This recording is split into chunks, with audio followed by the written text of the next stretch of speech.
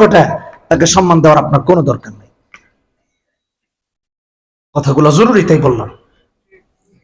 আজকে এগুলো নষ্ট হয়ে যাচ্ছে, আলেমদের সাথে দূরত্ব তৈরি হচ্ছে কেন জানেন? আমি এটা নিয়ে খুব গবেষণা করেছি। আমার কাছে একটা জিনিস ধরা পড়েছে, আলেমদের সাথে সমাজের দূরত্ব দিন দিন তৈরি হয়েছে। যত কোরআনের সাথে দূরত্ব তৈরি হয়েছে তত আলেমদের সাথে দূরত্ব তৈরি হয়েছে।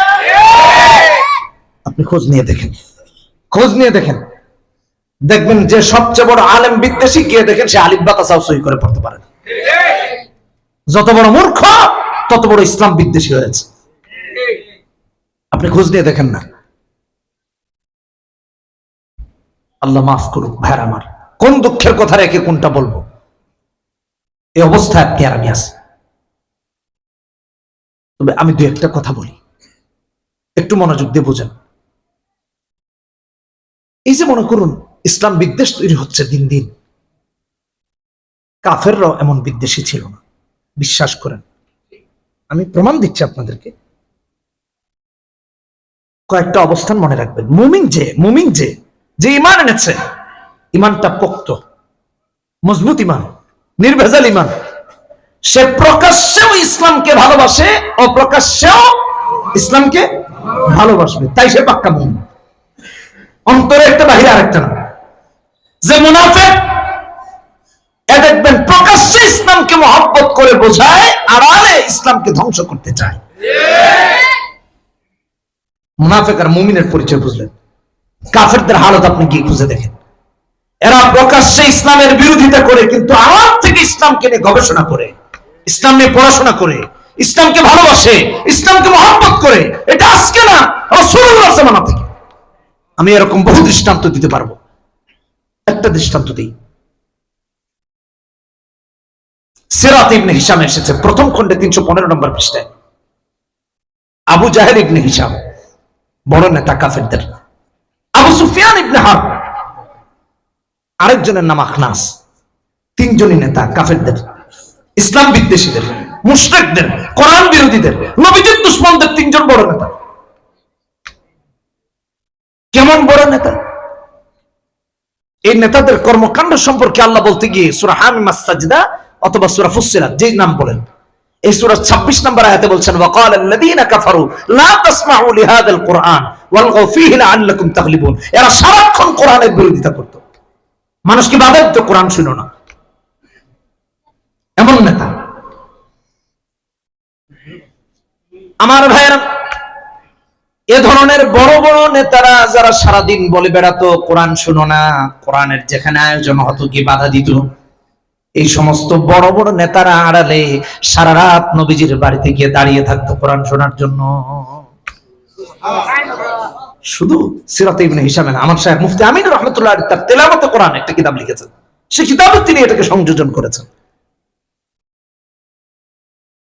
এক রাতে আবু জাহেল গেলেন কোরআন শুনতে, আবু সুফিয়ানও গেলেন, আখনাসও গেলেন, তিনজনই বড় নেতা।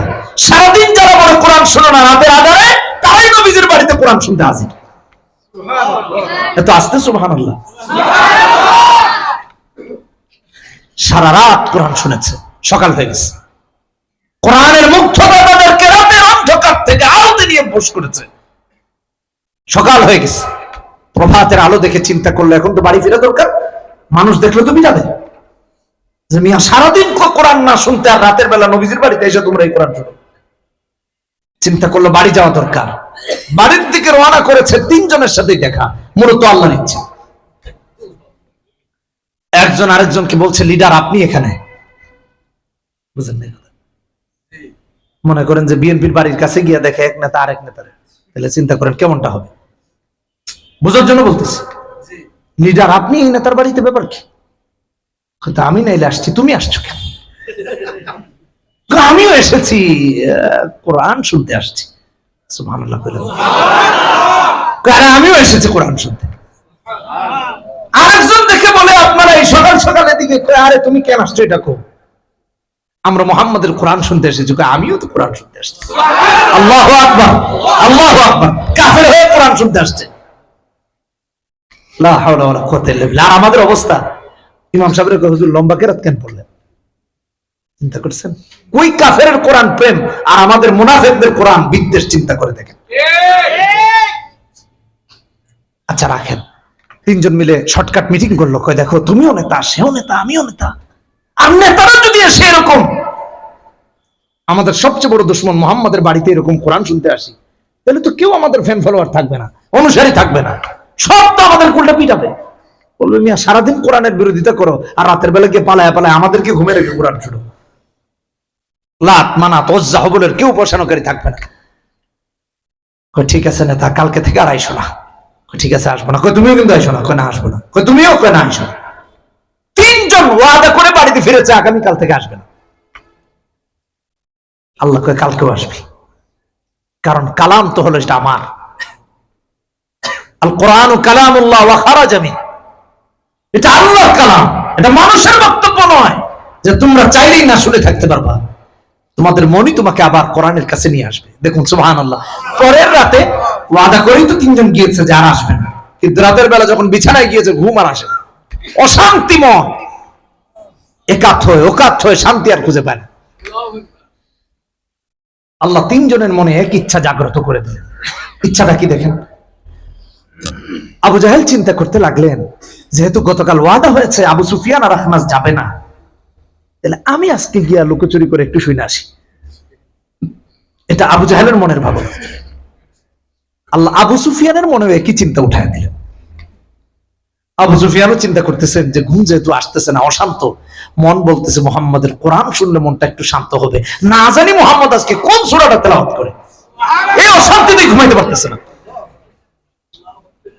কই আজকে তো আবু জাহেল আর আবু আখনাস যাবে না, তাহলে আমি একটু যাই আর তাড়াতাড়ি বাড়ি ফিরে চলে আসবো, বেশিক্ষণ শুনবো না। আবু সুফিয়ানও রওনা দিলেন। আখনাস চিন্তা করলো ওই দুই নেতা তো আজকে যাবে না, ওয়াদা করছে, আমার ঘুমটুম আসতেছে না, গিয়ে একটু শান্তির বাণী শুনে আসে। ওরা দুজন যেহেতু যাবে না, সেও গিয়ে হাজির। বলেন তো কয়জন গিয়েছে? যাক, হিসাব ঠিক রাখছে। কোরআনে কারীম শোনা স্টার্ট করেছে। যত শুনে তত ভালো লাগে, আরো শুনে আরো ভালো লাগে, আরো শুনে আরো ভালো লাগে। আর আমাদের ভালো লাগে না, আর আমাদের এমন করতে করতে বাড়ি ফেরার নিয়ত ছিল অল্প সময়ে ফিরে যাবে। আজকেও যখন সকাল হয়ে গেল ফেরার কথা ভুলে গেছে। আবার একজনের সাথে আরেকজনের দেখা। একজন আরেকজনকে বলে, গতকাল না ওয়াদা করেছিল আজকে আসবে না, কইতো আপনি কেন আসছেন? আমার ঘুম লাগতেছিল না তাই এসেছি। বিশ্বাস করেন আমারও ঘুম লাগতেছিল না, সামান্য শান্তির খুঁজে মুহাম্মাদের বাড়িতে এসেছি। আর এসে যখন কোরআন শুনতে লাগলাম বাড়ি যাওয়ার কথা ভুলেই গিয়েছি, সকাল কখন হয়ে গেল। তিনজনেরই বক্তব্য এক।